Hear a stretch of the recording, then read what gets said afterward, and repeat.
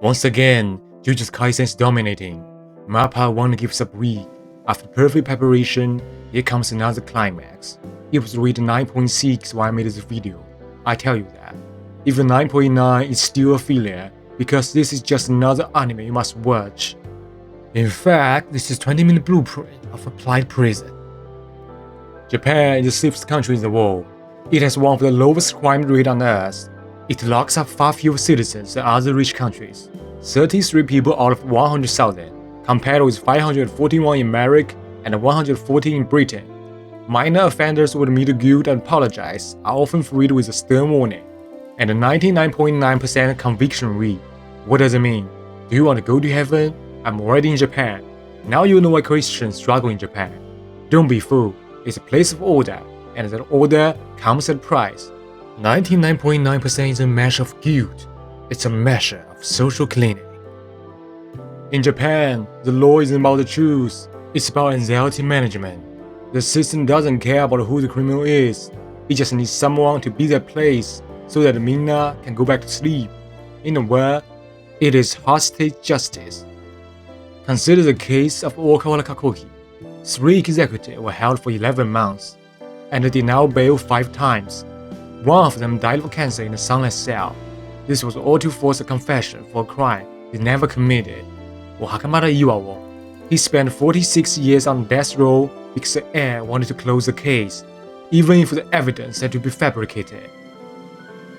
In perfect preparation, Maki showed us the banality of evil, how people can commit terrible acts while hiding behind the system and pretending it's just their job, to sacrifice one for the greater good. In this episode, Hiromi shows us the harmony of evil. Japan is the invisible cage, and in that cage, there's no sense of right and wrong. In an insane world, a sane man must appear insane. Hiromi Higuruma said no. We didn't know him until the last episode. Now, he has become the most dangerous character we've ever known. He doesn't kill people like they were ants. He doesn't torture them by tearing their limbs apart. Yet, he has committed a sin. In a society that runs on reading, thinking is unforgivable. He's sitting there, fully clothed, soaking in absurdity. He realized that the suit, the bow, and the law are all just costume. If the court reads a farce, why should he bother taking off his socks? By seeking the truth, he became the enemy of the public. The Japanese public doesn't want justice. Justice is loud, messy, and unpredictable. They want anshin. They don't want an unsolved case. They want the full line to go away. They want it to be done, no matter what it takes. Hiromi is smart, he's charming, he's brave, and he's prepared. He's the chosen one of the legal world. He's so certain that he's different. The system is good. He just needs the right person.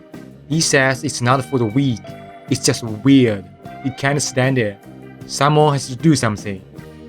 In that nanosecond, he saw who he really was. That him, this whole big drama, it was for nothing. There was a ramp leading up to some bait strung over a bucket of water. The rats would run up the ramp, fall in, and drown, painlessly.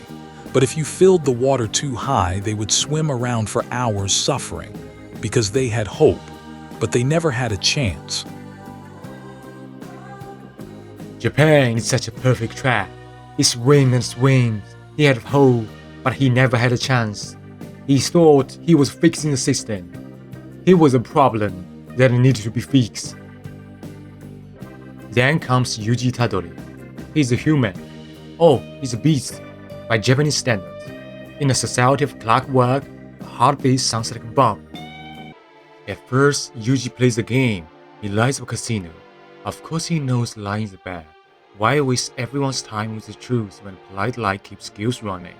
Even Hiromi, exhausted and cynical, see it coming. For God's sake, just another gaki.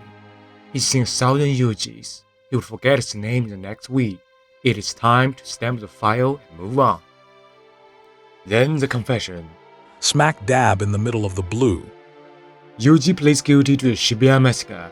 By admitting to the sin, he's actually declaring a war against Japan. In this society, you're trained to be a victim of your boss, your family, of the air. Being a victim is safe. it means you're predictable. But Yuji chooses to be a murderer. He admits killing innocent people, then he murders the air itself. He takes a cross that his name is Bear, and carries it along in the country where everyone hides behind Minna. Yuji stands alone. He proves that the Japanese way isn't the only way. It's a choice, and it's a choice he refuses to make anymore. Japan is such a unique place. It's not too big, it has room for all kinds of dudes. It's not too small to be suffocated, so people are born to run away. As a country, it is not powerful enough to conquer the world and force its language on others, nor it is weak enough to be conquered again and again and lose its identity until the conqueror was assimilated by the conqueror and be replaced by a new one. So it is very convincing that there are no other options. Air is all that matters. No one can breathe without air. The air doesn't have a hard step. It only exists as long as you hide behind it. You don't need to topple government or burn down a shrine to be free. Freedom is neither won through painful struggle, nor can it be forced into existence. Freedom has nothing to do with one's social status or profession. To simply accept yourself as you are and as you live, to let it be. In this is freedom. The moment Yuji stops saying Minna and starts saying I, the air vanishes.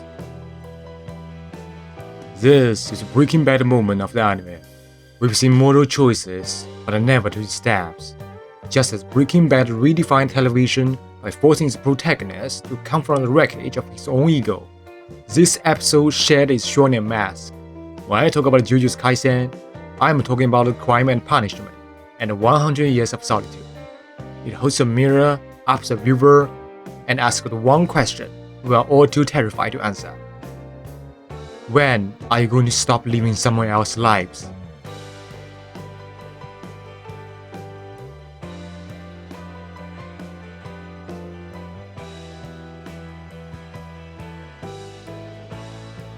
I've been looking out of the windows of history for a long time. It's always the same story, the oldest one, lights versus dark. Hiromi Higuruma is slumping in a yellow chair. His head is bowed under the weight of a system that has tried to swallow him alive. In contrast, Yuji Itadori sits upright. He's badly hurt and stripped of his power. He's looking directly into the eyes of his prosecutor. They are surrounded by a void, a vast but lighter base of harmony. Hiromi looks at the void and sees the end. It appears to me that the dark has a lot more territory. Yuji looks at the spotlights. You're looking around. Once, there was only dark. If you ask me, the light's winning.